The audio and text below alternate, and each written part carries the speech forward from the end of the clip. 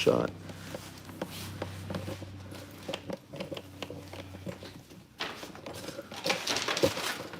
Got some goodies on the way there. So can you fix that shot? Yep. Yeah, I just have to have you sit down first. Okay. And then I'm ready. And then this shit too.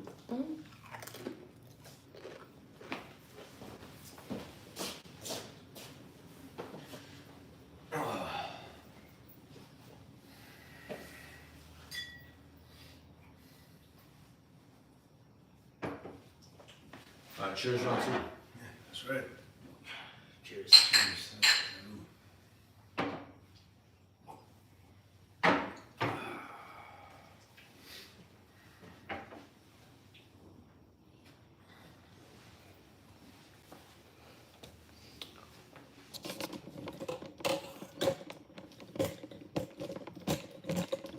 Good.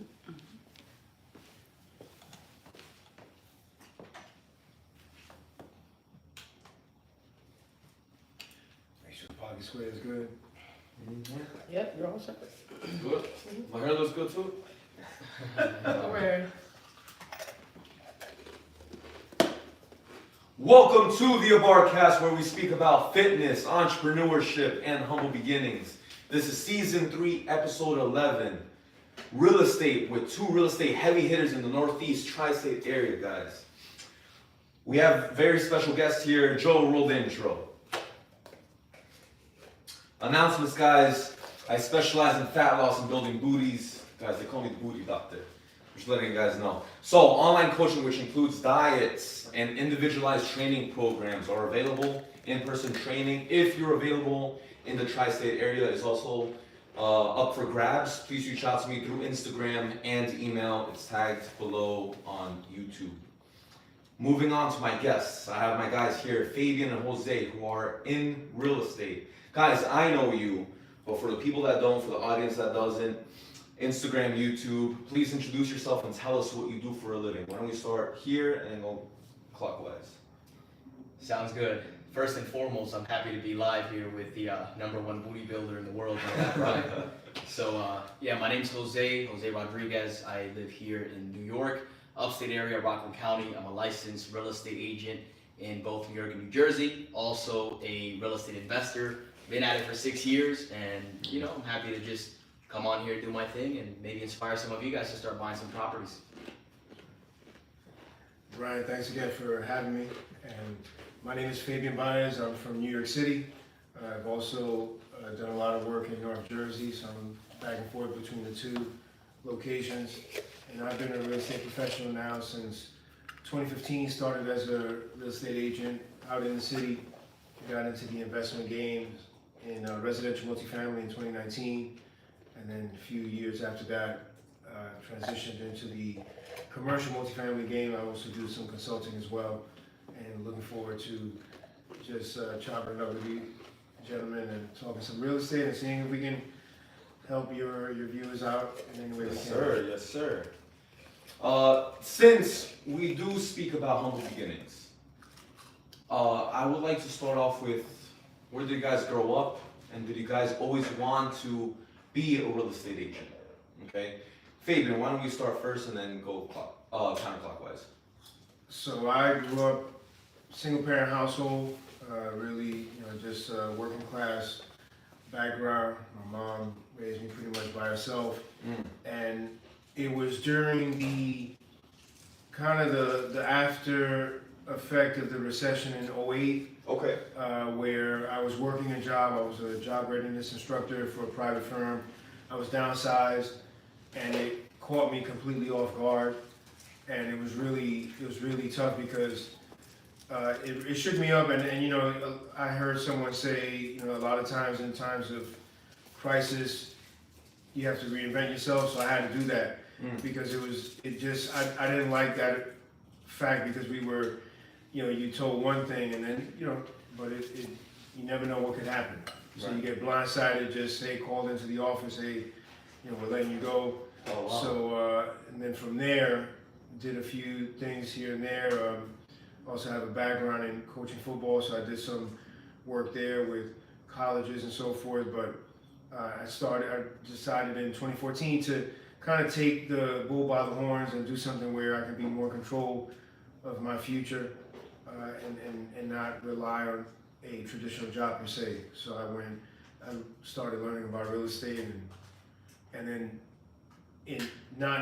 wanting to get into the investing side, but not really knowing exactly how, not being unsure. So I kind of went a low barrier of entry, which is being an agent. And just kind of getting in that way and learning and building relationships and just progress from there. Which is where you are now. I'm not an agent anymore, but the focus is investing, but I started as an agent. Nice, Yeah, nice. yeah. Jose, what about you? Where'd you grow up, and did you always want to be a real estate agent? Yeah, so I grew up in the Dominican Republic. I actually was born there, came here when I was 7 over there. I mean, my father was here working to get us over there, over here. While we were over there, it was just me, my 2 brothers, and my mom, right? So we would see him once a year, right? So didn't really have much. Grew up very, from a humble beginning, you could say, right? No hot water, fucking cold water all the time. We had to sometimes shower in the fucking backyard off a bucket. Wow. Living in a shack, 1 bedroom, but it was like maybe 400 square feet if that, right? So it was rough, bro. But happy that my father made it happen and gave his family an opportunity to come to a better place where we can now take advantage of the opportunities that are available here. You know, I'm very grateful for him. And yeah, bro, came here when I was 7. Definitely took the wrong turn at one point of my life as a teenager when I was growing up, just hustling on the street, doing stupid shit. But then eventually I kind of just snapped out of it. My oldest brother was doing real estate, so I briefly knew about that, and he was actually the one that inspired me to get more into the real estate game. So eventually, when I turned 18, I got my real estate license. And then, yeah, man, after that, I just kind of got zeroed into the business. That was it. That was all that I was doing. Just gym, real estate, study, network, and just, that was my life. Got rid of all my friends and just focused on myself, and, you know, things just magically started to happen, right? Overnight success. That's amazing, man. Crazy stories, both of you guys. Now, speaking about real estate, now that we're getting into the juicy stuff. Yeah. Most people talk about flipping houses. Now, my first question is, for people that don't know what flipping houses are, what's the term flipping houses, and is it profitable to make a living, or is it more of a side gig? Yeah, I mean, when it comes down to flipping houses, yeah, you can make money. However, you have to understand that for you to start, you're gonna also need either money or a connection to money, because you know, there's no such thing as, you know, getting in with zero money and stuff like that. You're gonna have to do something to get in, right?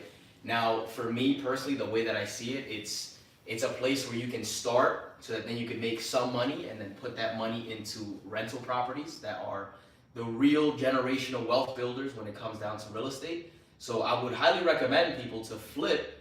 However, utilize that money to start buying rental properties and you know, building up your portfolio. That's what I would say. I love that. What about you, Fabian? So with real estate, I always say real estate is like a huge highway, and you know, and you have different lanes, and real estate has multiple lanes. Flipping is a lane that, you know, it definitely has. There are many people that have had a lot of success with it. I've never done flips. My focus has been multifamily. I've tried to do flips. You know, Jose and I were looking at a deal, not too long ago, right here in the Garden State, and it just didn't work out because the numbers didn't work out. But we were trying to make it happen. Because I figured, right, since he has a construction company, we'll get him the contract. You know, maybe he can fix it. His company can fix it. He's also a realtor, list it, and we can both win. You know, playing it, you know, tag teaming it. But you know, flipping is definitely it's more. Some will say it's not necessarily investing because it's more transactional. It's a short term. You're taking something and you could do you could flip anything. There are people that buy cars, watches, flip them. You know, so you could flip anything. You could also flip a house. You could buy it at the right price, make it better, make improvements, and sell it for more. There are bigger tax implications but I'm also not an attorney or an accountant, but I recommend anyone that's trying to get in the game, make sure that you get solid real estate attorneys and accountants to help you out in whatever endeavor you're looking to do. But flipping, there are many people that have had tremendous success flipping. Yeah, one of the reasons why I ask, and it's just, I'm being a little selfish because, I've always been an entrepreneur growing up. I started flipping sneakers when I was growing up in high school.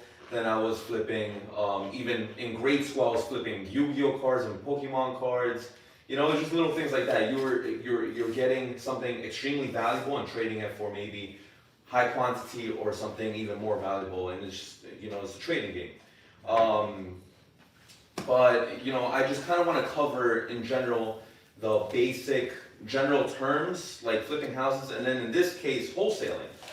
I didn't know too much about wholesaling until I started surrounding myself with real estate agents, people doing wholesaling, people doing flipping, etc. So for the people out there that don't know what wholesaling is, what is wholesaling and why is it popular?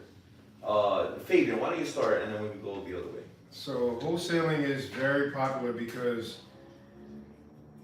you're involved in a real estate transaction, but your commitment, the level of commitment that you have to it is not as it's more transactional. It's more shorter term. So you're taking this property, you're putting it under contract, and then you're assigning the contract or flipping the contract to someone else. Maybe you got this single family that you negotiated with the seller.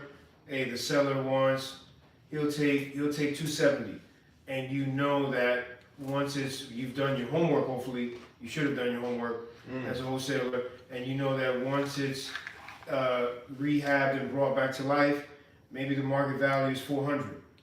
So now you can assign that contract to someone else.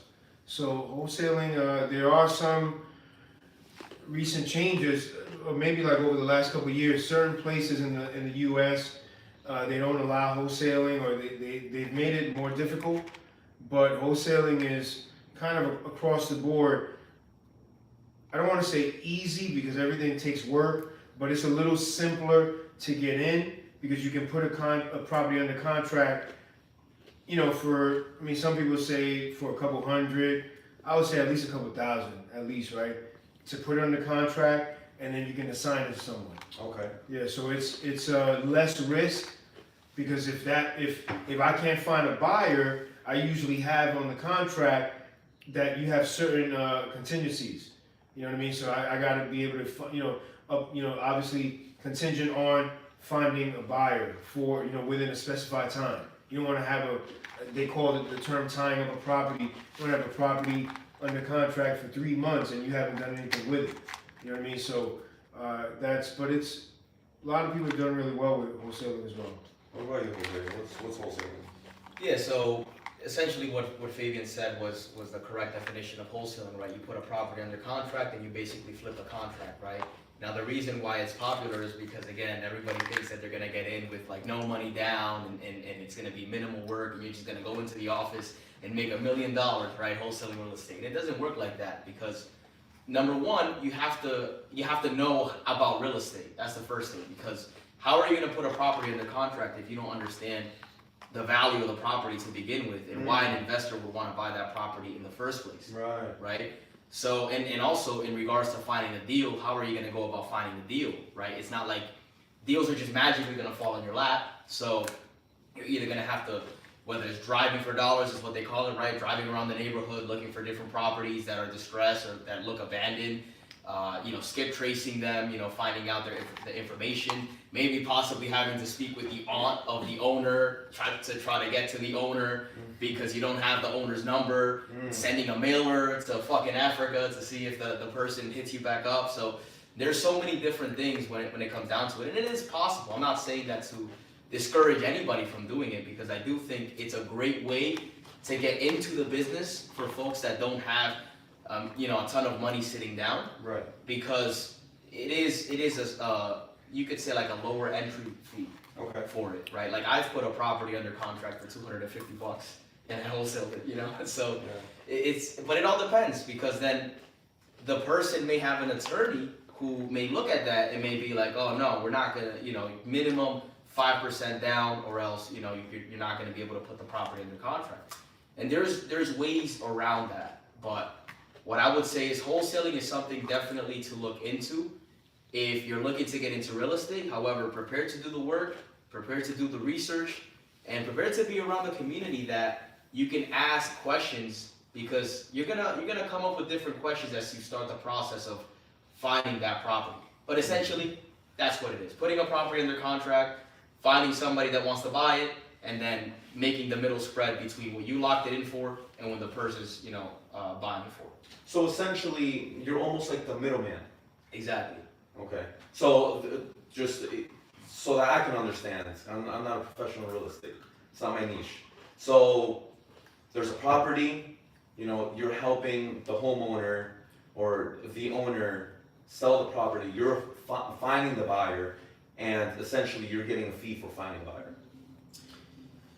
Yeah, I mean, the thing is that, okay, like, so you're essentially buying the property. So the owner, for the most part, always thinks that you're buying the property. Okay. But once you put it under contract, it's technically going to be your property anyways. So the mentality behind it is like, okay, well, this is technically already my property, and I locked it in, let's say, for $100,000. I know that it only needs, let's say, $20,000 worth of work. So, and then I could resell it for $200,000 and make $80K. Well, you know what? Instead of making $80K, I would rather make $20K, and not have to deal with finding the contractors that, to fix the property, holding it for 3 months, putting it on the market, finding a buyer for it, showing it. I would rather not have to deal with any of that and just assign it to an investor that maybe is more willing to do that, has the time, or is more experienced to do that. Got it. Okay. So, I can negotiate the contract to lock it in at a price where, let's say, for example, I lock it in at $100,000 and say, you know what, Brian, if you give me $120 for this property, I'll go ahead and assign the contract over to you, right? And then you say, okay, well, if I buy it at $120, I have a possibility of making $60K. Mm-hmm. And then when the closing happens, you make the middle spread. That's essentially how it works. Okay. All right. Now, there's a lot of people that speak about the crash that's going to happen, okay, in the housing market. What is your position on people saying the house market is going to crash? Is it true?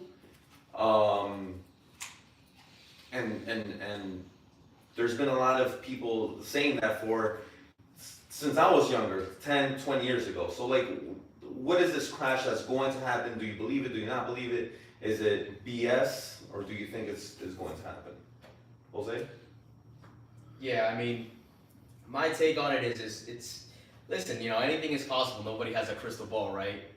It's very difficult to try to predict because of all of the politics involved into it, right? And all the regulations that are being placed right now on, even real estate, interest rates going up and everything else like that. What I would say, right, if there's anybody out here that's kind of worried about it and you're looking to get into real estate, personally, what I'm doing is, if there's a really, really good deal, like in regards to like flipping, I may take it on, but it has to be like a really, really good deal. Otherwise, I'm just sticking to buy and hold, because when you buy a property and you rent it out and you're making money every single month, whether the market goes up, down, sideways, you're making money every single month because of the rents. So in a market like this, I would highly recommend focusing more on, rentals than flipping. So then, just to directly answer the question, is a crash, going to happen, or is it just like out in the blue, is a gray area where you're just not sure about the market? I would say, in my opinion, it's a gray area. It's possible again, but I would say it's more of a gray area. I don't think there would be a crash. If anything, I think it would be like a correction, right? But I don't think it's gonna be like like 2008, where the real estate just dropped. Everybody was losing money. Like I don't think it's gonna be like that. All right. What about you, Fabian?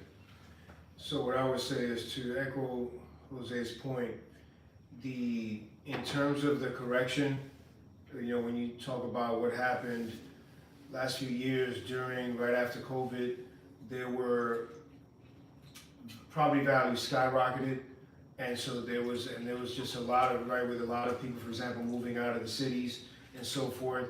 So a lot of activity, and then it cooled down a little bit last year, 2022, and now obviously with interest rates, basically with the interest rates going up, means that it's more expensive to borrow money. When it's more expensive to borrow money, it's going to cool activity, and you check you watch certain channels and they let you know about how every month how the mortgage numbers are, and mortgage. I don't know exactly where we are right now, kind of entering Q2 of 2023, but mortgage numbers fall, and earlier this year had cooled a little bit, meaning less people are taking mortgage. It doesn't mean that no one's buying a home or an apartment, Right. but it's different. What I will say is real estate is very local. So it's tough to say, yeah, by summer, whatever, there's gonna be a crash. Like, it's really local. There's certain areas where it may be more affected than others. There are some areas that they're just trotting along, no issues. And then there are some areas that were already depressed and it's gonna get more depressed. And you have a lot of, you do have a lot of, again, I'm not trying to say that there are no homes being sold, but there are many homes. It's possibly, especially in the upper, kind of like maybe the upper middle class range, that maybe are moving slower because some of those guys are getting pinched. If you're wealthy and you got it, then it doesn't matter because you're already playing on a higher level. If you're working class, you're paying more for food, you're paying more for gas. Everything's going up left and right. And now you had the money, you were trying to buy a nice single family home in a decent place, and now you can't because you were outbid, you had to dip into some of that money that you had saved up because of this, and this. The cost of living has gone up. So it affects everything. Everything affects everything else. So to answer your question, I'm not certain if there'll be a crash, but there's a lot of belt tightening going on. If you're ultra wealthy, It doesn't not really. You're playing on a high level. Right. You're in a different universe. Right. But for the and average person, everyday person, yeah. And that was going to be my next question to capitalize on that, because there's a lot of mentors in real estate that kind of say, don't worry about the crash, but then you kind of wonder in the perspective in the lower class and the middle class whether that's going to affect their position because they're not earning as much as the higher tier men and women out there. Yeah, I would say, like, if you paid attention closely to what Fabian said, if those people can't afford a house, well, they're still gonna need to live somewhere. So what do you think that they're gonna do? They're gonna rent. Which is why I'm saying, hey, right now the rental space is probably gonna be the best thing, because again, if you find a good rental deal where the house is getting paid off and you're getting some money to your pocket, even though there's a dip, you can always go through the storm, and then maybe 2-3 years later the market goes up, you can refinance, whatever. So that's why I would say rentals is where to be at right now. I love that. Before we get to any questions on the live on Instagram and YouTube, I want to ask a general question before we even get into the direct steps and how to get into real estate. What are 3 common mistakes newcomers getting into the real estate field make? 3 mistakes that let's say the newbies or the amateurs make getting into real estate. I would say one would be just being hesitant towards, taking opportunities and taking more risk. Like a lot of people, when they get into real estate, they see opportunities, or they know that they have the potential to seize an opportunity, but then they stop because they get afraid of like, oh my God, I'm gonna own this house and there's gonna be all this debt and whatever it is. And it's like, listen, once you have the perspective and you start recognizing that money is just digits, like as soon as you put $1 into a bank account, it just transforms into a digit, like it's just numbers. So the way that I look at real estate is I just go by the numbers, and numbers don't lie. So learn as much as possible, right? Get educated, meet other real estate investors, and when you see the opportunity, the one thing that I would say is take advantage of it. The worst that could happen is you could learn something. What about you, Fabian? What I would say is definitely getting around people that have done it. Because if you tell your family, your friends who are not involved in real estate in any way, hey, I'm thinking about getting a property to flip, or what do you think if I buy a rental property? Oh no, don't do that. That's too risky. You know what I mean? What are you gonna do when the toilet gets flooded or people don't want to pay? But that person's never done that. Right. They've never been there. So you got to get around people that are doing it. That's why one thing, and I'll say this now before it slips my mind. In every city, in every town, there are local real estate meetups, right? Local real estate investor associations. You know what I mean? That's everywhere. Free meetups. You go on meetup.com.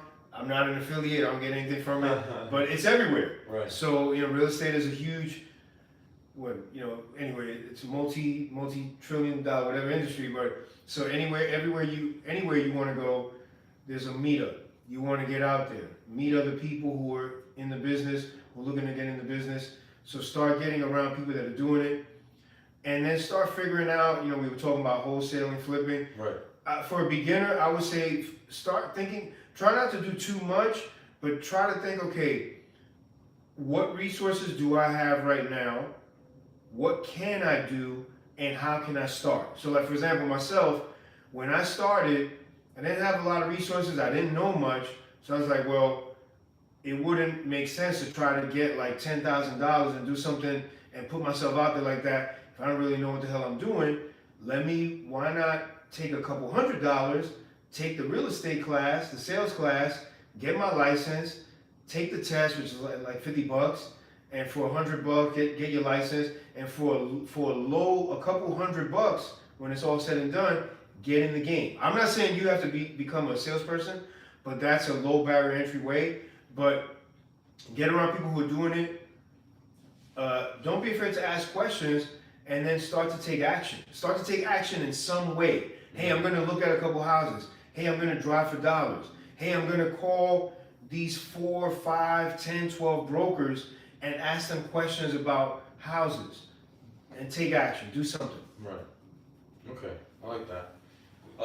Michelle, is there any questions No. on Instagram or YouTube? No, I didn't see any of them. On neither network? Nope. Okay. So real estate questions, guys.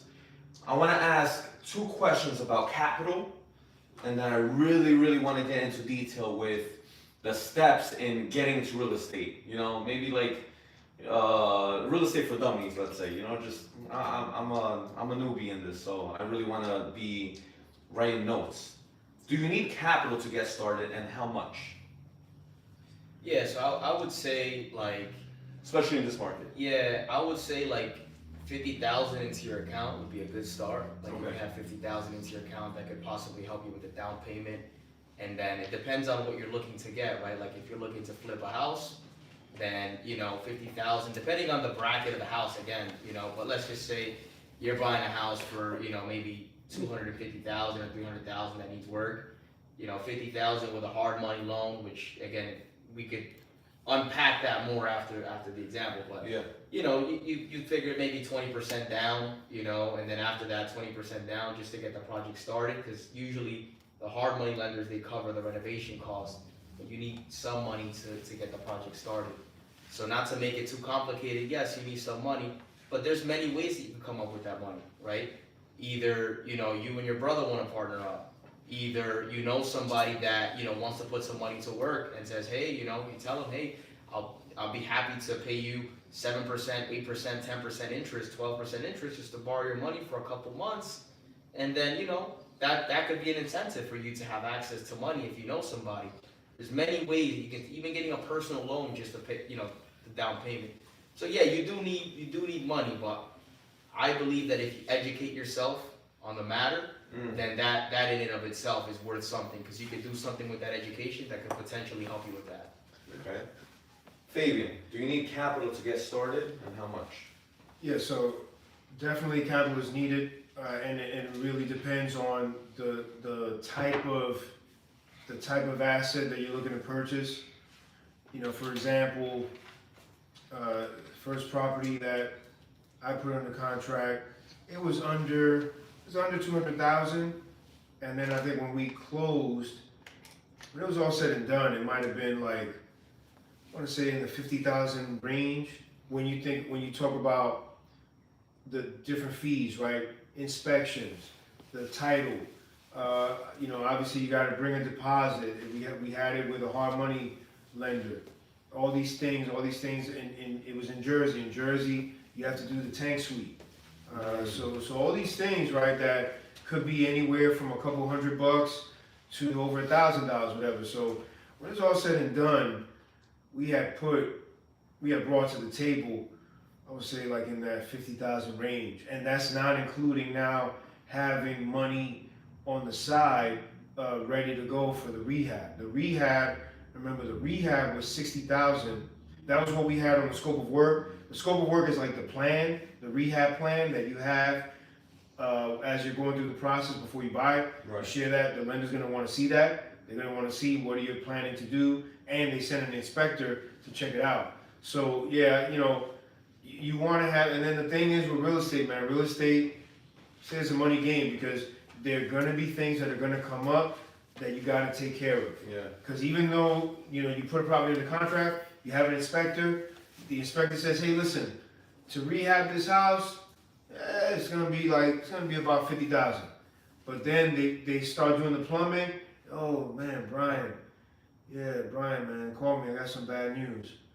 Oh, what's going on? Well, you need brand new plumbing. This is from like 1980s, you know what I mean? So, well, how much is that gonna be? Well, let me just put some numbers together, I'll let you know. And now, guess what? He ain't telling you it's gonna be less. You're gonna be paying more. Right. So it's a money game, man. Like, you gotta have capital at the ready, because there's Murphy's Law. What can go wrong will go wrong. In real estate, that's a fact. Right. There's gonna be something that's gonna happen. You're gonna have to. Hey, listen. Yeah, okay. How much is it? Okay, I'll send it to you. I'll sell you whatever. You know what I mean? It's gonna be another $5,000 or whatever. So it's part of the game. Wow. I actually had a live example. My first flip, I guess there was like some water in the basement. Yeah. And the inspector was like, oh, it's just the gutters. It's just the gutters are clogged. Like, you'll be fine. Like, all right, whatever. Yeah, nice inspector. Nice inspector. Yeah. He's a nice guy. And next thing you know, there was a flooding issue, and we had to spend $7,200 of unaccounted expenses to install French drains around the basement. So, going back to what Fabian said, you gotta hold yourself accountable for some extra expenses that may possibly pop up, and it happens to everybody.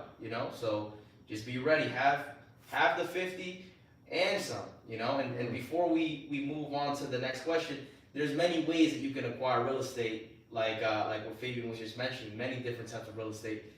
If you're looking at it from the perspective of like, hey, I'm looking to I don't want to rent, I want to buy a house instead, and maybe a term, that's called house hacking. I'm not sure if you've heard of it, but basically what it is I buy a 2-family, I live in one unit, and I rent out the other unit. And hopefully, I get to either live for free, or I get to live and get paid, or maybe, I don't have to pay as much as I would pay for a rental, because I'm getting some income from the other unit that I'm renting.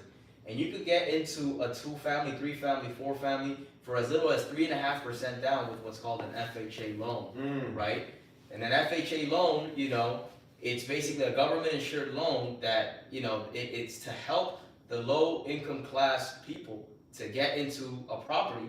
And even with the credit score, they're also flexible. The entry, I believe it's anywhere from 580 to 620, while in conventional, you have to be at 680 credit score, right? So they're really flexible. Yes, there's some additional closing costs, and yes, there's an additional insurance that they have to pay, right? They call it property mortgage insurance. But either way, again, numbers don't lie. Take a look at the numbers, see how it works. Back in 2019, I got myself into a multifamily. It was a 2-unit, and we got into it for as low as $22,000. We made our money back in a year because it was a good deal. So. Wow, Hey, that was actually the next question on live for you guys, for all. So let's talk about that. So the next question was what? What do they think of the new mortgage rates regarding higher credit Mic. score? The mic is Okay. it's too short. It's fine.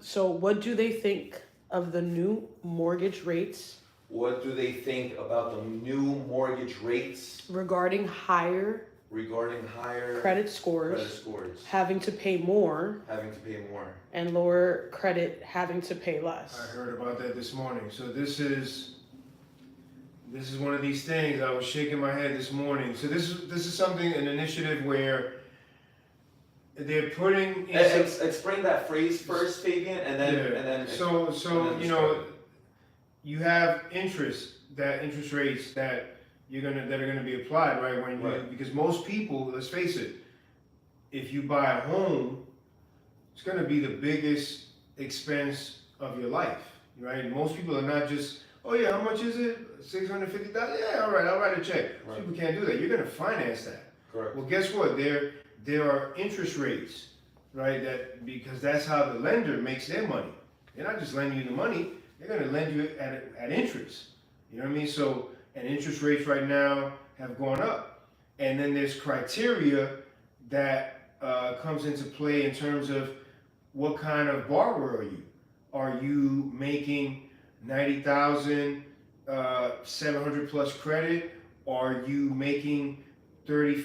You and your spouse making combined 55,000, and you're borderline 600, 650. That's a different profile. The lender looks at each of us with a certain level of risk based on some of these things, right? Have you ever filed bankruptcy? How much debt do you have? What do you own? Do you own any assets? This and that, all of that stuff. They look at your whole profile. So this is, and to be fair, I just saw something this morning, but I didn't read into it completely, but what it is there's an initiative by this administration to make the barrier of entry for those people that maybe are not considered top-notch applicants, home buying applicants, kind of lower the barriers a little bit to make it simpler for them. But then what happens is that everything is, as we were saying off camera, everything's about money at the end of the day. So if you lower standards and lower interest rates for certain individuals, maybe who don't earn as much, who don't have as strong a credit profile, but then you got to make up for that in some manner. So now they're talking about instituting increases for the people that maybe earn more, that have a stronger credit profile, raising the rates for them. So, so you're telling me you're going to penalize people who are high credit score. You know what I mean? Who are stronger potential home buyers. I thought that was bullshit. So that's what I'm saying. And I'm glad you cursed, because I was going to ask you, because we'll let loose now. We'll have some fun. Yeah. But yeah, so it is bullshit. It's bullshit, and it's unfair. I think you gotta find ways to do things where you can help everyone and not necessarily penalize a group of people because they're who's doing the good things. They're higher earners and have a higher credit score. Right. You're gonna penalize them with higher rates. Because guess what? You're already paying more. We were talking about property taxes. We have rental properties. when you get those utility bills, the water, the sewer, and stuff like that, stuff ain't cheap. Everything's going up. If you go through your emails and stuff like that, I bet everybody on this live, I'm sure you've gotten emails saying, hey, just so you know, dear customer, as of June 1st, because of the cost of this and that, and it, basically, the price of the service is going up. Because the cost of doing business, everything has gone up. So, you know, you can't penalize people who are bringing a lot to the table already. Like, I completely get you want to help, because it's owning a property. I don't want to get too off track, but I just want to say that owning a property is in the best interest of a lot of, obviously, it's big business interest for the banks, for the lenders, for governments. Why? Because homeowners fund a lot of services through those property taxes. So home ownership is a big, big deal. It's a big driver of local economies, but you know, let's not hurt people here. Yeah. You know, so that's what I saw that story this morning, and I'm not in favor. I don't know where it is, if it's like set in stone already. Right. But that's major.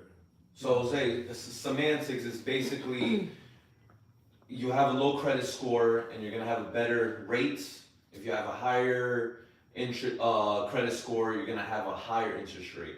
What do you think about that? Yeah, man, I think it's bullshit, right? I'm on the same page with you guys. Like, and just like you said, why are you gonna penalize somebody from doing, for doing the right thing and having his shit together? So, essentially everything that Fabian said was on point. And I mean, hopefully they don't end up pulling the trigger on that, because I believe that it can possibly, be a disaster in other areas, right? So. It's interesting, man, because, at that point, if it's set on stone, then I'm not going to be paying my credit cards in full. Goddamn. You know what I'm saying? Like, all right, real quick, I have one of our guys here. How do you leverage credit to get killer deals? Real quick, just to answer this question, Jose and then Fabian, before we move on to my next question. Yeah, I personally haven't used like personal loans or anything like that. I know that you can. Okay. I would say that if you have the ability to do so, I would say definitely look into it, right? Because it's a way to get into the game. I believe in leverage. I believe in utilizing debt to make yourself richer. I believe that if you have the tool in front of you, you should use it and become a more resourceful individual. So, if it's available to you, 100%. Now, a way that I use that is, again, I either have a private money lender, right, who wants to make some interest based on putting his money to work and saying, hey, Jose, I have this amount of money. If you find a property, we can maybe work something out. We work out the terms, and I pay him whether it's 8%, 10%, 12%, just like I was, speaking with you guys earlier about that.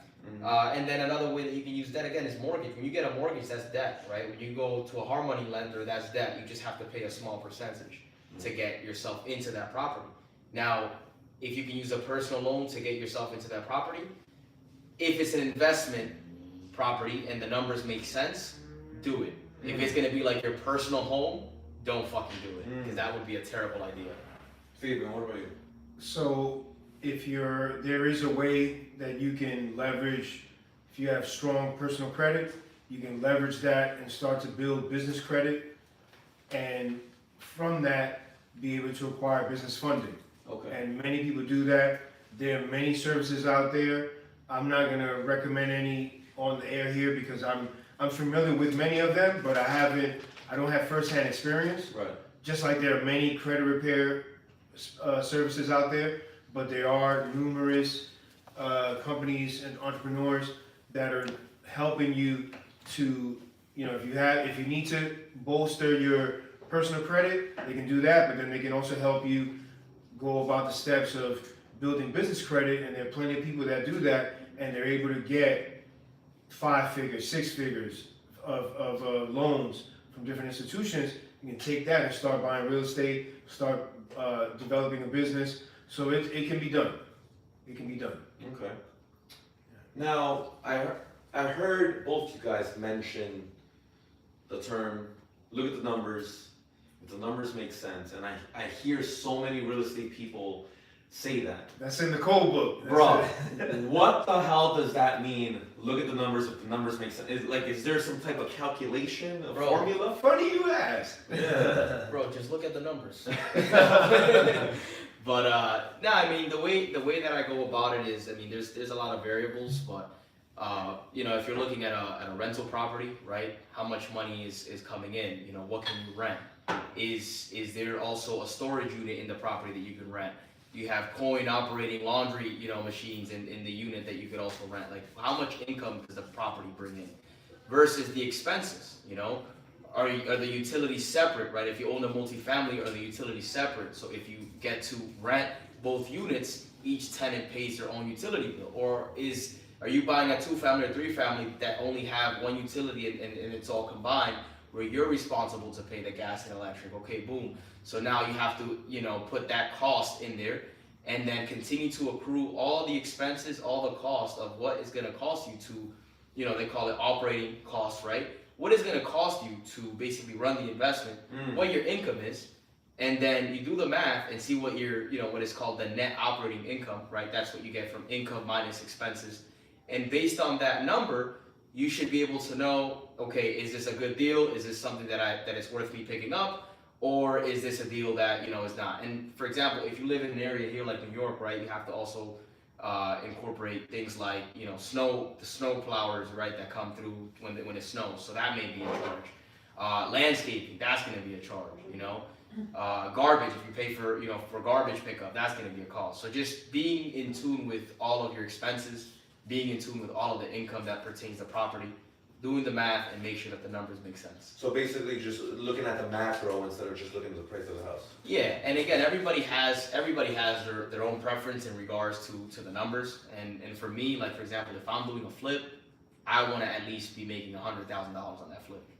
You know, that's my main criteria. If I'm not making $100,000 in this flip, I'm not doing it. But again, some people may have a lower bar. They may say, well, if I can make $40,000, I'll do it. The reason why I like to keep it higher is because I understand what kind of work goes on into the flip, and certain things can get delayed and it can cost you money. You can open up a wall and find something that's underneath that, you know, that can end up costing you money. So I personally like to keep my margins high. Love that. And, you know, if anything happens, I can still make some money. So, Fabian, what about you, man? So Jose gave more of a breakdown that really is more specific to commercial property. Okay. Right, that which it could be applied to residential, but really commercial property. And what's commercial and residential, multifamily or real estate? Usually, residential is anything that's 4 units and smaller. Right.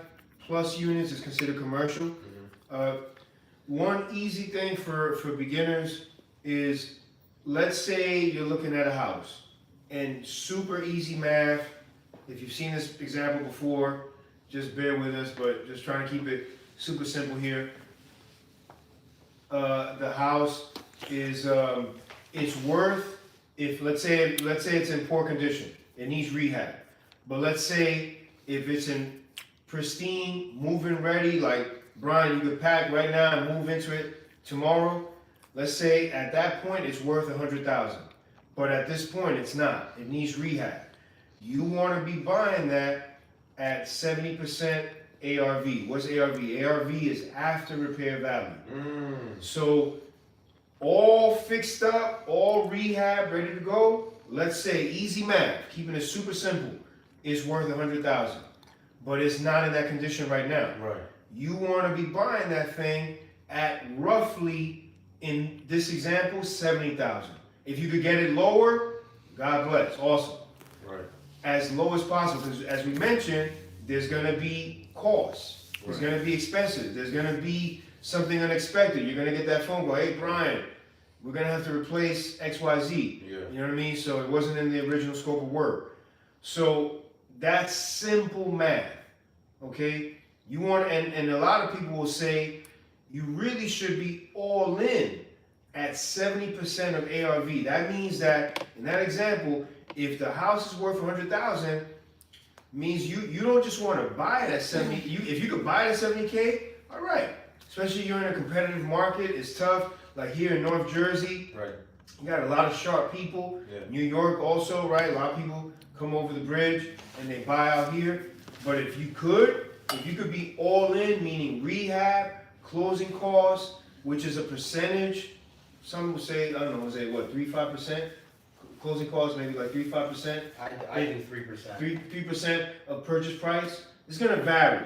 But if you could be all in at 70%, closing costs, rehab, like you got that all factored in, it means you got a really good deal. It's priced right, the numbers work. Now, because what happens is that now you know, okay, shit, like if I do everything and we execute this plan, we're gonna make money. Like you're not hoping, you're not wondering, because this is business. At the end of the day, numbers are there. The numbers are there. Like said, numbers don't lie. For example, Jose and I were looking at a multi-family deal. Excuse me, it was a single-family deal. House needed work. That was for certain. In a decent part of Newark. Because that's the other thing. If you're gonna invest, you gotta know even before you go see the property and start asking a lot of questions, you gotta understand the area. So the first thing I did was, I'm not from Newark, but I know people in Newark. I contacted them. I shared the address. Hey, let me know. What do you think about this? Yeah, that's a pretty decent area. Cool. I called Jose. Jose, not only a realtor, he's an investor. He has a construction company. So we went and took a look at it. The issue though was that the price was a little bit too high, but we still went because I still wanted to see if I could work down the price. Yeah. Because once we started doing the numbers, Right. I remember Jose telling me about comps. Comps are where we have this house, and now we got to compare. Hey, how do we know that house? Going back to my earlier example, how do we know that house when it's fixed up is worth $100,000? Well, let's say it's a single family home, whatever. You want to look within a mile radius. Oh, here's this other house similar to that one that's sold ideally within the last year. Similar to it, not that this one has 3 bedrooms and this one has 5. It's got to be similar, as similar as possible. Then this one over here, about 0.8 of a mile away, similar house. That one, maybe this one sold for $97K. That one sold for $105. Okay, yeah, this could be 100. It makes sense. It's got to make sense. Those are your comparables. So you got to know that. So that's important because you have to know what you're getting into, and that ARV formula, that is a good starting point to see, okay, does this thing even make sense? If I buy this thing, can I make money? Am I going to break even? Am I going to lose money? Right. Because if you're doing any of those, then you might as well just, keep looking. There's been situations, and I've asked multiple people, and I want to get your take, especially Fabian, especially since you made that example. It completely made sense, but I've heard of the specific scenarios where you would, like you said, rehab the property, make it more valuable, but because of its environment and the price of that environment is lower than that property that you ended up raising or rehabbing in your terms, it's not going to really make a difference when you try to sell it. Is that true? So what I'll say is anytime you improve an asset, it's going to improve the value. Okay. Overall, because you've put work into it, you've made it better, you've made it livable or more livable, and that's going to reflect when and this is why you want to have a great realtor broker on your team to do the research and make sure from the very beginning and see what's happening in that market, in that sub-market. Because even I mentioned Newark. Like I mentioned, Newark has different parts. Yeah. That area of Newark that we went to see that property at, it was a decent area. We know that not every area in a market is right, is safe. Right. So you want to know that. Okay. But even if it's a tough area, if you improve an asset, it's gonna be evaluated that way. But and the bank will still look at it as They will. The issue that may be, and I've had this issue, and maybe Jose can speak to this, is that sometimes at the beginning, when I was first started and I was looking at Patterson, I had some lenders tell me, oh no, I'm sorry, Fabian, we don't invest in Patterson. Because they didn't see it yet. And that area that I mentioned off camera where we got that first property, Right. it was kind of like it was kind of like mile hood. It wasn't too crazy. It wasn't, you know what I mean? It wasn't like, you know, but it was okay. Right. It was okay, Right. but it wasn't too safe. But some lenders, we mentioned, lenders look at different people as different risks. They also look at properties and areas with certain risk levels.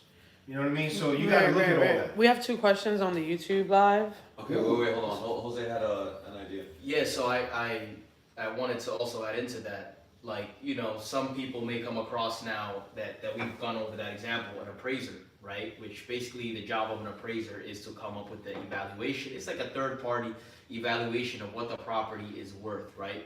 Now, the reason why Fabian mentioned make sure that you have a good agent on your side is because even myself as a real estate agent, I had a property in Newark, I still have it.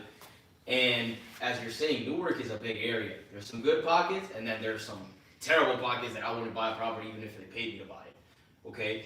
And in the market where I'm in, it's a very good area. Like the rents are almost maybe the highest in Jersey. Like it's a really, really good area, right? And the bank sent out the appraiser over there, right? So the bank ordered the appraisal just to make sure that, you know, they're protected because they're going to invest money into, you know, the asset that you're telling them, hey, this is a good deal. So they send out a third-party appraisal. Now, the first thing that I'll say is that make sure that the appraiser is local and that they understand the area. So communicate that with your bank and say, hey, look, you know, I just want to make sure that the appraiser is local. That way, because, bro, I had incidents where the appraiser would pull up to the property and it would be the springtime and the motherfucker would have snow on top of his car. It's like, bro, where the fuck are you coming from? You know what I mean? So, now, long story short, the appraiser pulled up the comps and it was like 15-minute away distance, the properties that he pulled up. Right. Now, the reason why this is such a big deal is because, again, Newark is a big area and 15 minutes away, that's like, you know, you could compare it to like, let's say, you know, a class A neighborhood to like a fucking class D where it's like hood, violence, and crime and all of that. Right. So the rental prices are gonna fluctuate, and he was trying to use rentals from locations and areas that it didn't necessarily match up to the direct area that we were in. So the reason why it's good to have a good real estate agent that knows the market is because you can rebuttal that appraisal and say, wait a minute, you guys use properties that were located, you know, over here, which is B class neighborhood versus over here where it's B class or C class or whatever. It's a day and night different, right? So you want to make sure that you're looking over at everything carefully. And again, if you're a new investor, it would be best to partner up with somebody that has experience or to have somebody over your shoulder that can guide you and know what they're talking about. Understood.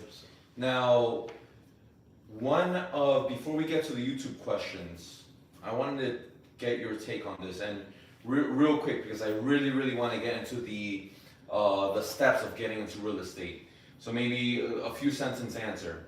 I'm being a little selfish here. In order to get into real estate, okay, or even entrepreneurship, you need to become very, very much money literate, like any business, right?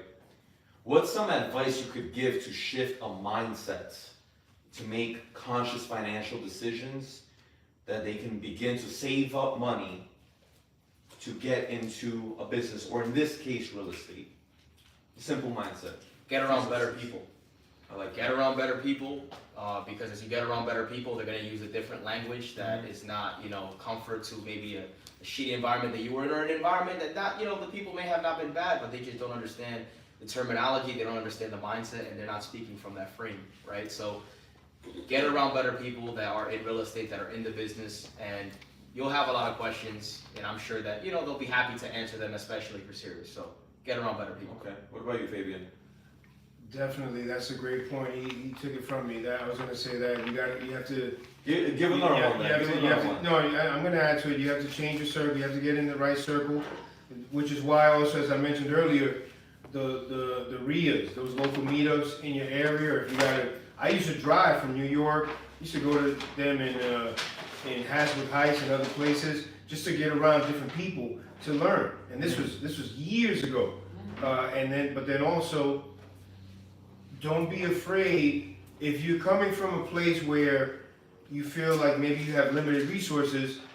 See who you can meet in these new circles that you're becoming a part of, and see how you can trade value. Maybe you have some time, and you can now start to help them. Hey, listen. For example, I'll give you an example. I actually did this. When I got started, I was working as an agent, but I knew I wanted to be on the investing side. But I had some limited resources. But what I did was, I started networking with different investors, people who were flipping, who were buying rental properties. Hey, Joe, listen, what are you looking for? What kind of properties are you looking for? Maybe I could help you. Maybe I could. It's a term called bird dogging, where you're looking for deals, and you're bringing someone deals, and then kind of like the wholesaler, but I would just be, hey, listen, Brian, I found this great deal in Paramus. Take a look at it. Let me know what you know what I mean. Maybe I find it from a wholesaler or a realtor, and then if you like it, you know, you give me a finder's fee. You know what I mean? And I make a couple. You know what I mean? Right. So that was another low barrier entryway of providing value, getting around serious people. Now, not just anybody. These are people you want to be dealing with, people who are players, who are doing deals. You know what I mean? So you have to do some vetting on your side. But again, like Jose said, get around different people, really build your circle up, build up your team. You should have a lot of realtors, attorneys, wholesalers, different people in the business who you can reach out to. Hey, listen, Brian, I saw this deal. I found this deal in Cliffside Park. You know, I don't know that market. Let's say, for example, you're a broker and you know that market. Hey, Brian, you know, take a look. Tell me, what do you think? You know, is that overpriced? They want that much for a 2-unit? Is that crazy or is that fair? Oh yeah, well it's all right. You know that area. I don't know that. You know what I mean? It's by the high school. You know, you would know because you know that market. Right. Very important because real estate is local. Real estate is local. You can't say like, oh yeah, I know everything about real estate because there's certain pockets that you don't know. So get around good people, build a team, and then see like what could I do for you? How could I help you? How could I provide value to that person so that hopefully they can help me out? Because that's what life is about. Right. We're providing value. You opened up this platform for Jose and I. We got some nuggets that hopefully we can share with you and your audience. That's just about. It's a trade-off. Yeah, definitely. Now that was a good question from our guy Isaiah. What are a few tips to gain financial freedom? That's basically, you know, that's some sauce right there for you. Next one from Timmy. Great show, G's. Question, Fabian, Jose, do you guys look for appreciation or cash flow more? And which do you prefer when buying rentals? Real quick. That is a great question, and I say cash flow. Cash flow. Get the money, get the money now. Appreciation will come. Okay. Get the money in your account now. Absolutely. I love that. All right, guys. So getting into my usual segment. I usually have a segment where I ask entrepreneurship questions. But since we're talking about real estate, I'm going to be talking about real estate questions. And specifically getting into real estate in general. So I kind of want to just like jot things down because there's a bunch of questions here I really want to get into. So a few sentences, guys, I really want to stress that. Just get to the point. First question is, what is the first priority step in acquiring your first rental property? You have to see, first and foremost, where you are. What can you do? What can you buy? Can you buy a single family, a 2-unit? Or maybe you have a lot of bank, you could maybe go in and buy a 20-unit. What can you do? And what resources, who do you have around you that can help you pull that off? I love that. Jose? Start networking. Go to more RIAs, like we were just talking about. I think that's huge. You gotta That's the first step to get a rental property? To get a rental property. Yes. I mean, yeah, because you have to meet more people that are doing it. Like Okay. if it's just you by yourself and you don't have anybody, like it's gonna be more tougher. So get around people that are doing it. Okay. How can a person's credit impact their ability to invest in real estate and overall their ability to purchase assets? Let's go Jose and then go clockwise. Yeah, I mean, it could be a little bit more difficult because your interest rate might be a little bit higher, but it could still get done if you have the right deal. And that comes down to how resourceful you can be with finding that deal. I would recommend if you're not, maybe your credit score isn't the best, then another way that you can do it is co-signing, right? So if you have somebody that does have a good credit score, you can, partner up with that person, have them co-sign on the loan, and, then you could have access to potentially getting a loan on that deal. Okay. Yeah, the credit is important because credit is going to affect how much you're paying for anything. So the better your score, but also in terms of buying real estate, not only the credit will play a part, but also your past experience. Right. So if you can partner with someone more experienced, and you guys have clearly defined roles, or gals have clearly defined roles, and you work together. Hey, listen, I'm new. My score is 700, but I'm new to this game. But I got my partner over here, who's maybe their score is the same or even less, but they have experience. They got a couple deals under their belt. So now you guys as a team, you're more attractive to a lender. Remember, lenders look at us as certain risk levels. Right. You know what I mean? Okay. Next question. Should people go for single family first or multifamily? I would recommend multifamily because you can leverage that in terms of if you want to live in it and then rent out the units. Okay. And then if you do, for example, as Jose did FHA, you could, after a year, you can move out. Right. Now the unit that you left unoccupied, you get another renter in there, and you get that crank, and you still own it. You can move someplace else. A lot of people will say, start with the 4-3-2-1. You get a 4-unit, then a 3-unit, then a 2-unit. Okay. Then from all that money, I've heard, right, then now you get all that money, then you can get your single family. But now you have, in that example, you know what I mean, you got 9 units that are making you money. So that's one way of doing it. Jose, what about you? I think it all depends on the opportunity that is present to you. Okay. Like my experience really quick, I had 2 properties under contract, were both multifamily, and both fell out of contract, and I ended up doing a flip, which was a single family. So it all really depends on what's available to you, and that's why I say, really meet more people that are doing the real estate, because you just never know what opportunity may come your way. I love that. All right. Are commercial properties or residential properties better? So we're going residential versus commercial, and like Fabian said, and Fabian, you ended up getting this Snapple fact out of me. I wanted to flex on everybody and saying that I knew about the difference between the commercial and the residential. Difference, if anyone missed it, the difference is anything 5 and over is considered commercial. That was my little flex, guys. But what was the difference? Which one's better? So, better is relative, right? I mean, if you're talking about scaling and making more money, commercial. Because commercial, you can go 5 units, 6 units, you can go 20, 50, 100, right? That's what a lot of these guys are, the game that they're playing, because now you have scale. Right. Now it's not just a 3-unit, now it's 30 or 300. You know what I mean? So now you have, that's building wealth. Okay. So in terms of, for me, I believe in commercial multifamily, but gradually, growing into it. You know what I mean? Yeah, absolutely. When you're playing Monopoly, the first thing that you buy is the property. After you buy the property, you put some houses on it, right? You start with your first house, then you scale up to your 4th house, and then the last thing that you're able to put on that property is the hotels, which is commercial.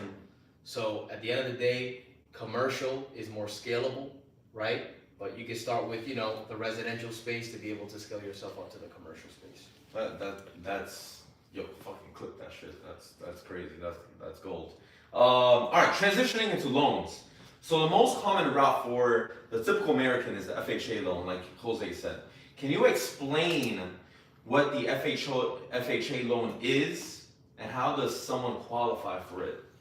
Jose, why don't you start first? Yeah, so basically an FHA loan, typically again, low income, household, it's a government backed loan, government insured loan. Right. And basically it's easier to get in, right? Because your credit score doesn't have to be, let's say 680 as opposed to, 580, right? So it's literally a big difference. Now some banks, again, it may vary. Some banks may have, it's a little bit harder to get into the FHA with them. However, there are many banks that can do it with a 580 credit score. The income to debt ratio is different as well. So basically what it comes down to is the income to debt ratio is how much money are you bringing in, and what are your expenses. They have a specific formula where it will give you a percentage, right? The higher the percentage, basically, the easier it is for you to get in. So I believe a conventional loan, it's 36% debt to income ratio. And then an FHA loan, it's as high as 50% debt to income ratio, which means that your expenses could be a little bit higher and you could be bringing in a little bit of less income to be able to qualify for that loan. So it's an easier loan to obtain. Yes, they do have some more points to close on it and some additional fees. But again, if you're looking to get started, I think it's a great product that you can exercise for sure. Favorite? So I won't say, since he said it very eloquently regarding the FHA loan, but I will say, if you're a veteran, don't make sure you take advantage of the VA loan. That's a huge product. Right? It's huge because, I mean, you're essentially, I'm not a veteran, I don't have personal experience with it, but I know people who've used it. You're getting a property for really nothing. Like, you have a VA loan at your disposal, and you can use it for a single family. You can also use it for residential multifamily. Not commercial, but you can get a rental property, a 4-unit, a 3-unit, a 2-unit, using a VA loan. Real quick, Fabian, for the vets out there that are not, they're not familiar with the VA loan. Can you explain the VA loan real quick? So the VA loan is a product, and I don't know the information off the top of my head, but okay. You can check with the Veterans Administration. There's going to be. You can also go to your local bank, and find out how you can take advantage of it, because I think most likely you have to get involved. Get your, if you have Navy what is it? Navy Fed credit. Navy Fed. You have a bank account around military, service. Look into that, because that's from what I understand. It's very similar to FHA. You're not going to have to put down a huge down payment. Yeah, I hear it's like almost better than the FHA. Because FHA is crazy. From what I understand, it really is. They're because again, that veteran has served this country. Yeah. It's a great way. It's a great product as a gesture of gratitude, right? And again, it helps everyone, because, folks, your federal, your state, your local government, they want as many people as possible owning property, because that is what funds your schools, your police, firefighters, so forth, the road repair, all of these things. That your tax dollars fund that. That's how that happens. All right. So if you're a veteran, look into the VA loan and take advantage of that. Right, and it's non-taxable income, so like that's how the higher ups end up almost not paying any taxes, right? So I'm not sure how it works out with the VA loan, but in general, in real estate. Right. Because when you do that, when you've taken that property, going back to that example, you've taken that property and fixed it, and now you refi it, and you bought it here, and now it's worth up here. Well, that spread that you refinance, and now you pay off that lender, and now that 50, 60, 100K Jose was talking about that you pull out, that's tax free. Yeah. Now you have a loan, if you keep it as a rental property, you have a loan on the other end of that, but that money's tax free. Yeah. You know what I'm saying? So it's powerful. And what I can say too, like if you have an FHA, or even if you pick up like a property with a conventional loan, home ownership, right? Another thing I'll say too is the conventional loan, you can actually get in a property for as low as 5% down, right? So there's still ways to get into it without the FHA, but it's a little bit harder to qualify for it. Now, if it's a house that you own and it's like your primal residence, right? It's where you're living. If you've owned the property for over 2 years, in the state of New York and in New Jersey, you're able to basically shelter up to $250,000 tax-free. So let's say, for example, I bought a property for $100,000 2 years ago, let's say in 2021, and it's already been over 2 years, and I want to go ahead and sell it. If I'm single, I can go ahead and sell it, which I'm always single, so I could go ahead and sell it for, and let's say, for example, I sell it for $300,000, and there's $200,000. That $200,000 is tax-free because I've lived in the property for over 2 years. Right. So that's a big advantage that you could also take care of. If you're married, I believe you could take advantage of that up to $500,000. So it's a lot more. All right. I mean, you guys are getting a seminar right here tonight. Dude, it's the sauce. The sauce is crazy. All right. Real deal. Banks, and I'm being selfish here because this question is really good for entrepreneurs like myself. Banks are notorious for approving individuals with a 9-to-5 job, with I think it's bullshit, with a set annual salary. Let's say, for example, maybe $80,000 a year, versus the entrepreneur who makes about maybe 150, 180, definitely over 6 figures. How does it become more difficult for an entrepreneur to provide proof of stable income to a bank for a loan? For example, let's say the difficulties of an entrepreneur who has had their business for under 2 years, that's making more than 6 figures, maybe 150, 200,000. How do you what are the difficulties when you're trying to get an FHA loan and your business is only under 2 years old? Yeah, I mean, you definitely have to speak with your lender because there may be certain things that he could do and be flexible with you. So definitely speak with your lender directly. One of the terms that Fabian used was real estate is local, so speak with your lender, see what he can do for you. There are certain loans where they can qualify 50% of your income, right, as towards the approval of the mortgage, because it's different with a W-2. You kind of everything is done for you already, right? But when you have that 1099, you have to basically report your expenses, and if you're a business owner, you're having a lot of things written off. So just really speak with your lender, see what he can do for you, see what kind of products they have for entrepreneurs, self-employed individuals. They should have some kind of package to be able to help. So out. There's some loopholes. Yeah, of course, bro. There's loopholes for everything, man. Listen, to his point, and we're going back to kind of a recurring theme on this show. The more you get out there and meet people and network with people, just hearing Jose, recently you have put me in contact with that lender contact. Yeah. There's so many different, like we're talking about, we know the big commercial banks, but then we know the regional banks, the local banks, but then you also have mortgage brokers. That this is what they do.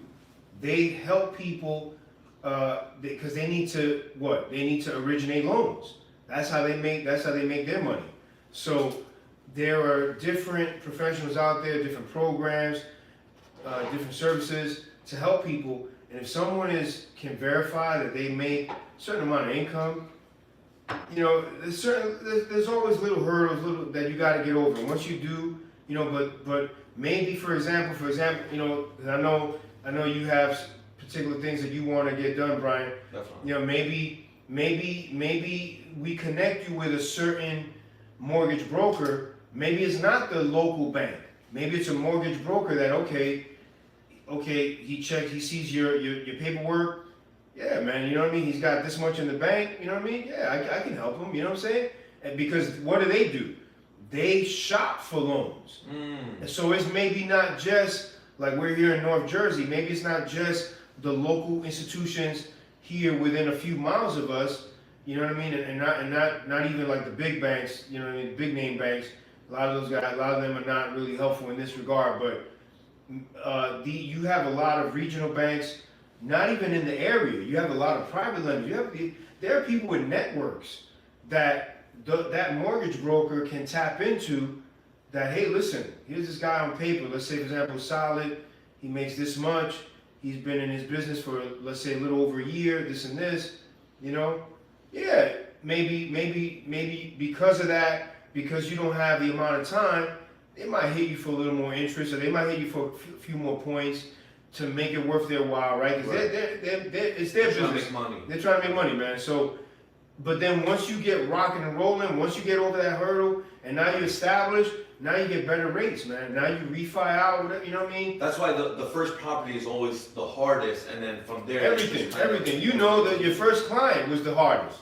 You know what I'm saying, right? It's just that first deal, getting that first thing done, getting that first project underway. That's how it is. I love that, man. Yep. I love that. You know, for any trainers out there who are making maybe $200,000 that have less than a 2-year-old, you know, business, that's gold for you guys right there. Okay, so the buying process, okay. From my understanding, and you guys could correct me if I'm wrong and really go into these because you guys are the pros here. It's gathering all the information like you guys said. I'm taking notes here.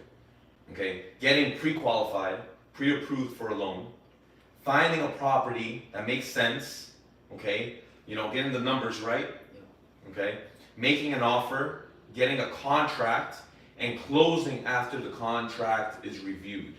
Is that basically it, or did I miss any steps? So the contract, during the process, the contract's gonna be reviewed. You're gonna have contingencies, your title, financing, appraisal, inspection too.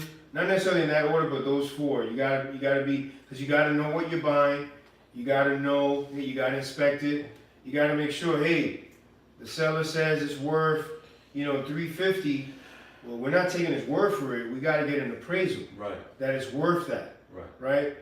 Also, if you're not buying it cash, you gotta make sure that you can, going back to the previous segment, can you get financing? That's important. If you can't get financing, you have to have a contingency, which is kind of like you're out. Hey, listen, this contract is subject to financing contingency. If I can't secure financing in 30 or 45 days, I can back out and I get my deposit back. You gotta have that. Some people do it in certain markets. They do real estate without an attorney. Up here in New York, North Jersey, don't play that. Get a real estate attorney. Make sure that they review the contract. Your realtor broker should be CC'd. They should be in the loop. I can't tell you, that's really, really, really important so you don't get burned and you don't lose your money. And then through that process, you do the inspection, you do the appraisal. Let's say you have to get rehab done. Right. You get a scope of work done. Let's say if you're gonna use a hard money lender, you know, you do that because I'm kind of talking about it through the investment side. And through all that process, and then you close on it. And at the closing, that's where you bring in, okay, how much do I need to wire in for the deposit, all that stuff, closing costs. You wire that into the attorney, they put in the escrow account, and then you close. And then when that chapter's finished, then the real work starts. Because then you gotta now roll up your sleeves and get to work on rehabbing the property. Wow. You know what I mean? So it's a process. Jose, basically gathering all the information, getting qualified, pre-approved for the loan, finding a property, making an offer, getting a contract, and closing after that contract. And then on top of that, what Fabian just said. Jose, did we miss any points? Is there anything that you really want to emphasize, a major step that maybe I missed, or you really want to kind of go into detail and semantics with? Yeah, no, I mean, it was pretty straightforward. Everything that Fabian covered was on point. You know, everything on there simplified it for sure. And then just, you know, make sure that you have the proper contingencies. And it all varies depending on market, right? Because let's say during COVID, when everything was, you know, down, I mean, the market was up, right? There was certain people, because there was so much demand, basically, where people were removing inspection contingencies from their contract. People were removing appraisal contingency from their contract. And people were removing even mortgage contingency sometimes from their contract just to be considered for their offer. But right now, since we're leaning more towards a buyer's market, all of that shit is cooling down. Everybody's putting inspection contingencies again, appraisal contingencies, and they're being more careful. If you're a new buyer and you don't know what you're looking at, number one, definitely have an agent help you out. And number two, make sure that you have the proper contingencies and the proper terms incorporated into your contract so that if anything happens, hey, you know, you notice something fishy during the inspection, maybe the roof is falling apart and you didn't notice. Or like my second, one of the properties that I was under contract with, funny story, everything was fine, you know, we were buying it from the bank. And then we go over there on a rainy Saturday with the inspector, and we go in the basement and we're like, wait a minute, where the fuck are all the copper pipes? Somebody stole all the copper pipes from the house. What? And that was an additional what? $15,000, $20,000 worth of plumbing? Jesus Christ. So now the banks didn't want to negotiate because it was an REO property, which means it's bank owned.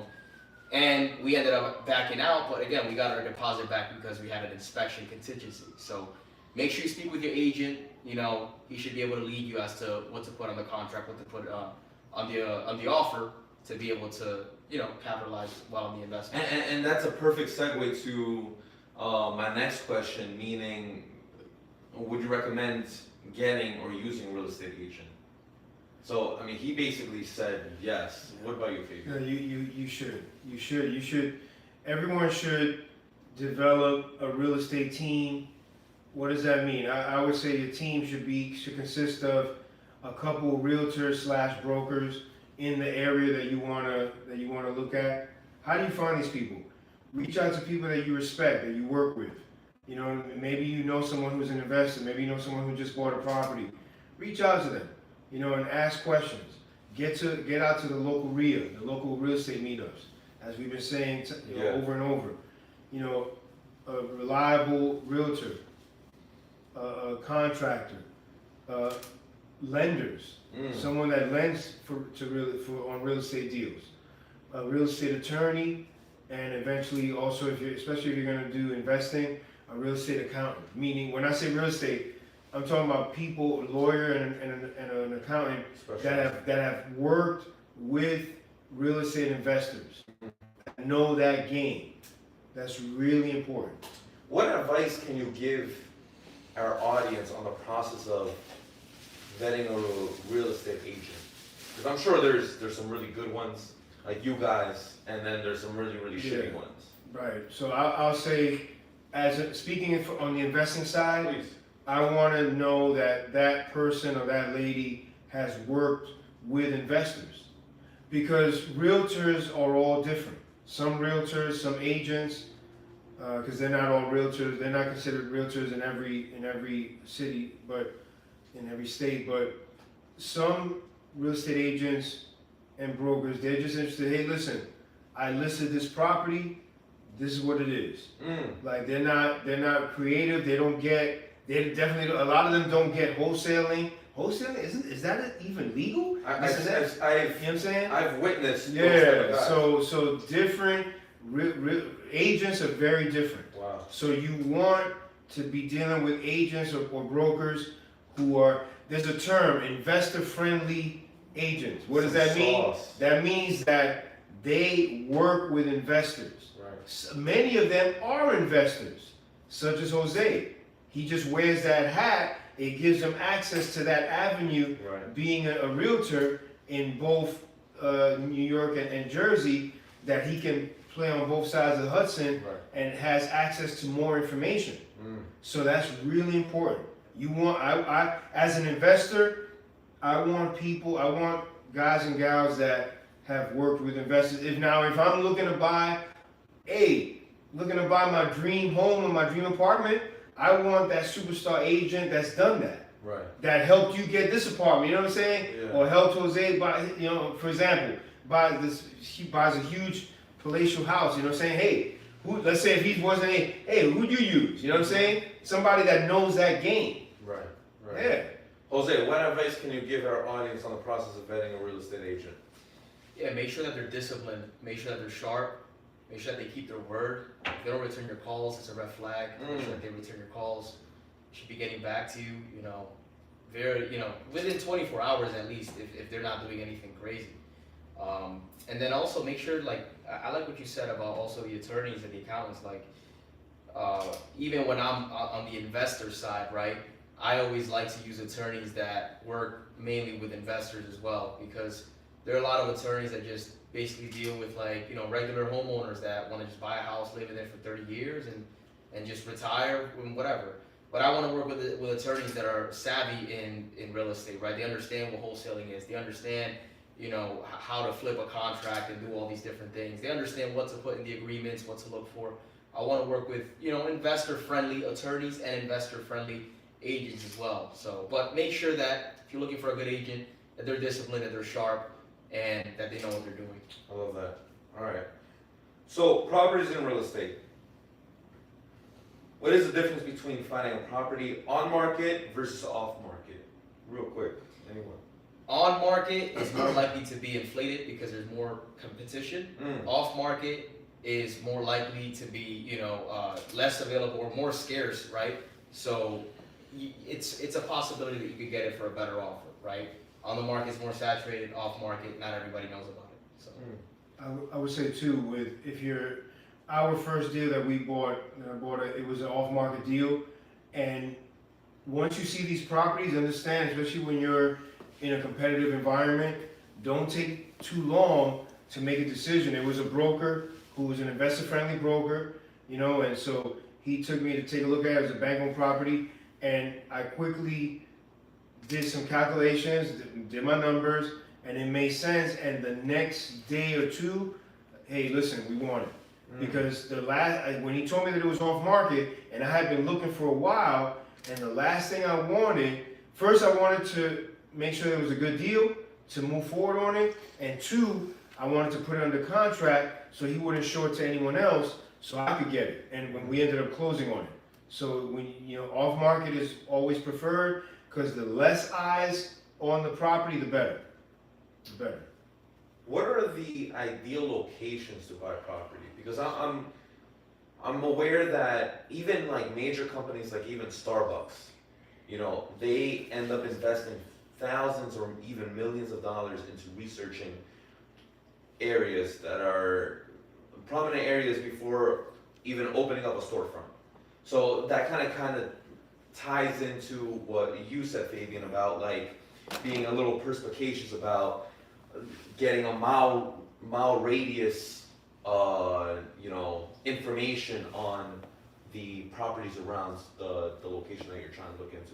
There are numerous sites. I know one of them is, I think it's the St. Louis Fed, but there are numerous sites that you can do, and you want to research.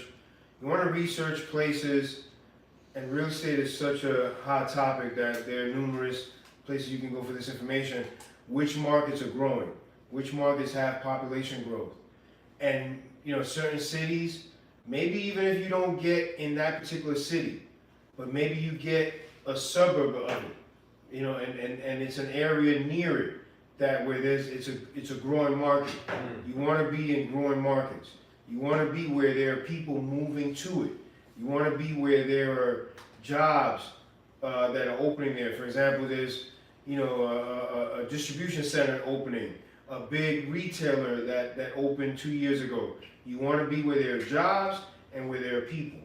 If you see it going the other way, where jobs have left, population growth has gone down, that's a big indicator. And again, I'm speaking about it from the perspective of if you're looking to buy rental property, because if you have rental property, you want to attract people, you need people. You know what I'm saying? So you want to attract people. Yeah. If people are leaving that city and that town, that's a key indicator. Okay. So that's really important. Jose? yeah, I would say drive around the neighborhood or have somebody, boots on the ground that can tell you about the area. Real estate agent is probably going to be your best bet. But if you don't have a real estate agent, maybe you have a friend or connection there, or just go to the property yourself or the area yourself and drive around it.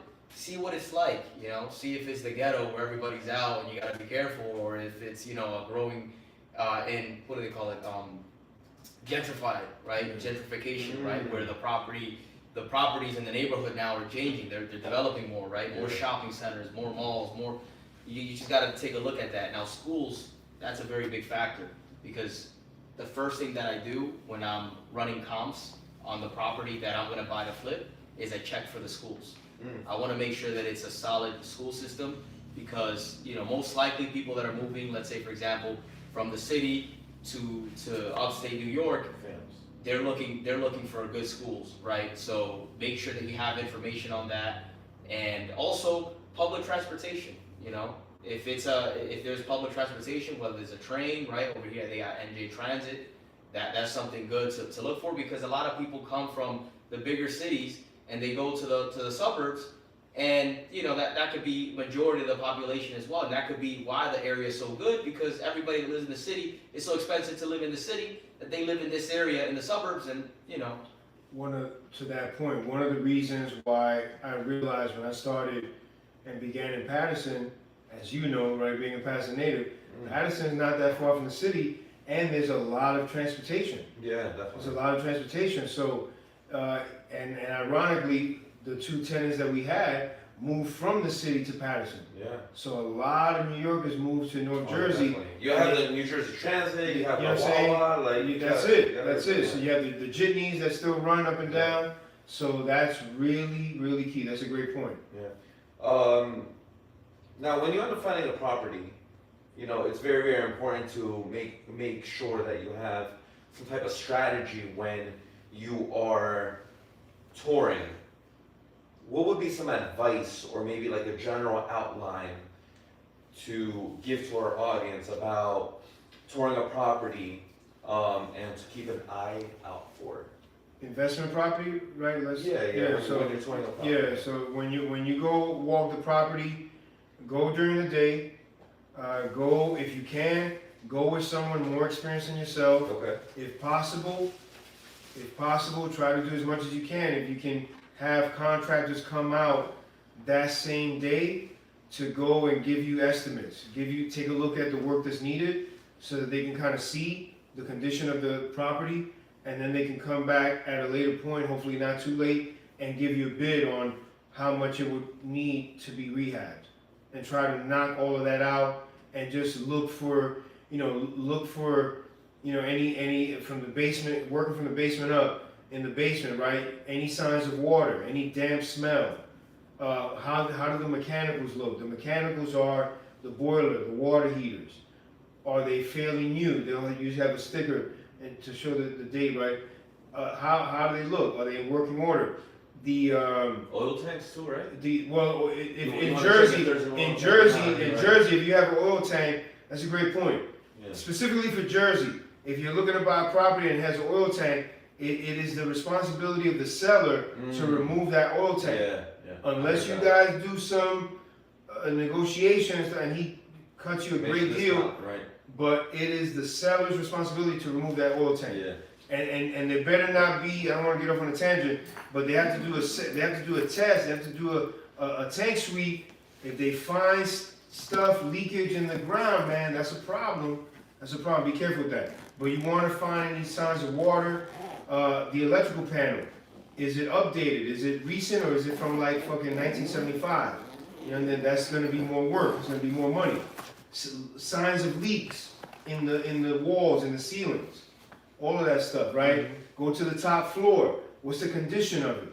You know what I'm saying? Some investors, some realtors, they may have drones. They can go up there and take a look at the roof. Right. If you can't get a roofer up there to take a look, get a good look. But try to get contractors to come out and give you bids as soon as possible, so you have an idea what you're working with.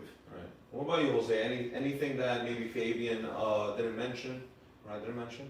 Yeah, you could also go on a rainy day, see if there's any water coming into the basement. Dude, both you guys already complained about the basements like 27 times. The basement is really important. It's really important. Sounds like basement's a bitch, right? Hey, foundation is always the most important, right? So, make sure that the house isn't sinking. That was actually one of the problems that I had with a property that I was under contract with. We didn't close on it because the house was literally sinking.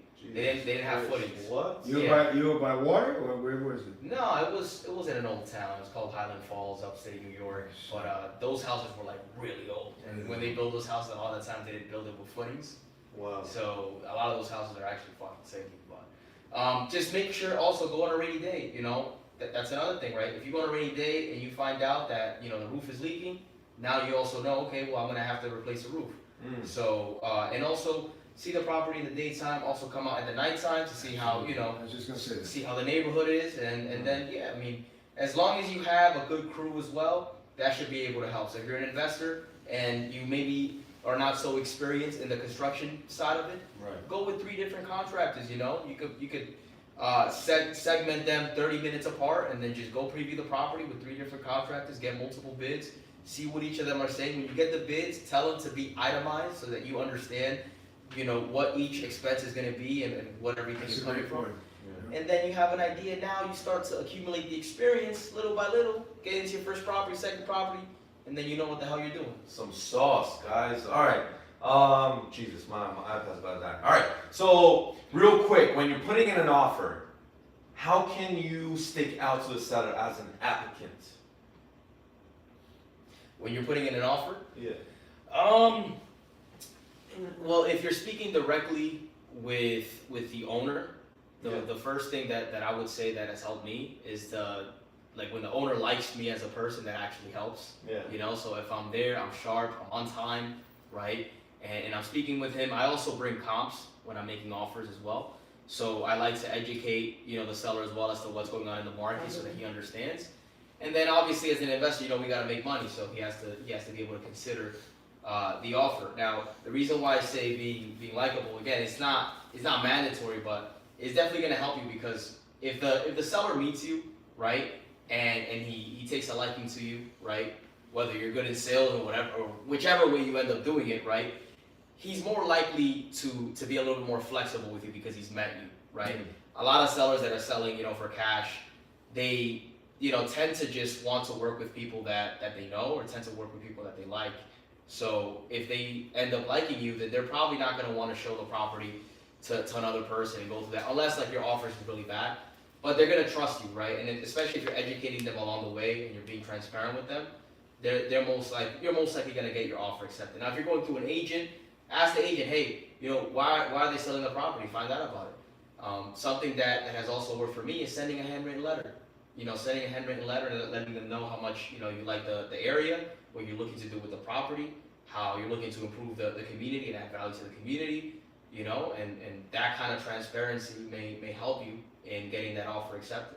Fabian, what about you? How do you stick out to the seller? You want to know what in terms of what you can do, what, you know, as an investor, as a potential buyer, how far up can you go? How much can you pay for it? Have that number in mind, just to keep it, you know, in the back of your pocket, so you can be able to go through it. And then just like Jose was saying, communicate with the agent that you're dealing with. Hey, what are they looking for? What's going on? How am I looking here? What's it going to take? You know, and in a competitive market, you can't lowball. Yeah. And depending on the property. If the property's a dog, if it needs a ton of work, you know, then that's a different story. But otherwise, you got to remain competitive. You got to remain competitive. Don't get too cute. Just get it, especially when you're starting out. Don't get too cute.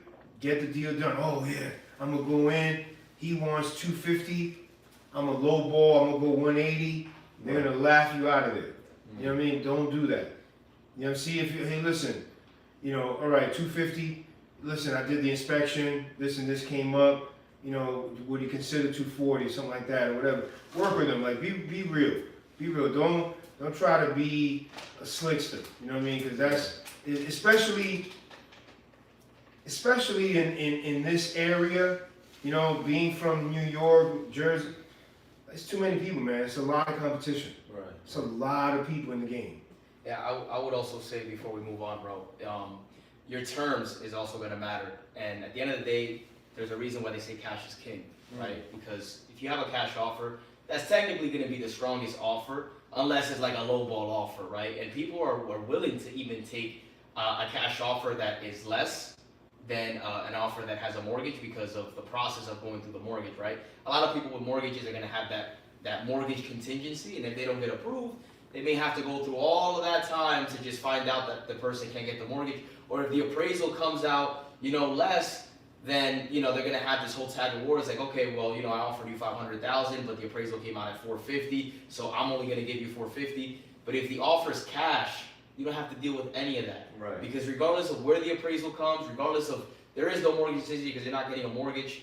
At the end of the day, it's like, hey, this is what I have. These are the proof of funds, right? You're showing them that you're eligible to qualify, that you have the money. they're gonna consider that. And then the terms again, at the time, you know, during the cold, right? What ended up happening was that everybody was removing their contingencies because there was so much demand on houses that for them to make their offer more attractive, they would take off the inspection contingency, they would take out the appraisal contingency, and that would, you know, hopefully get them an accepted offer. But now, when it's leaning more towards a buyer's market, right? You're a little bit more flexible. You can add more contingencies, but again, cash is king.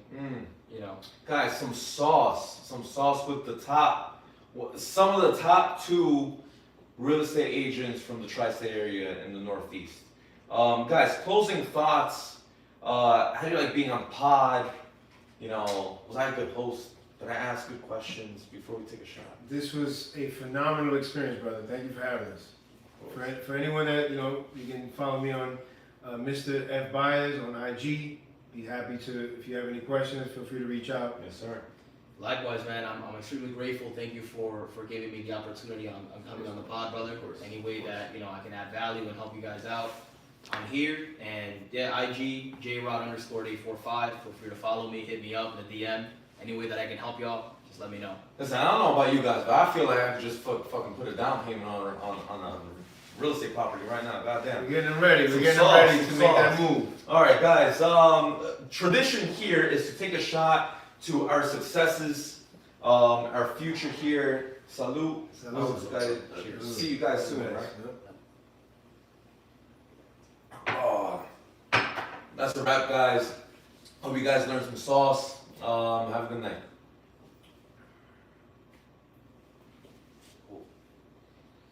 It's fun, man. Great, right? Yeah, it was cool. You guys went into detail.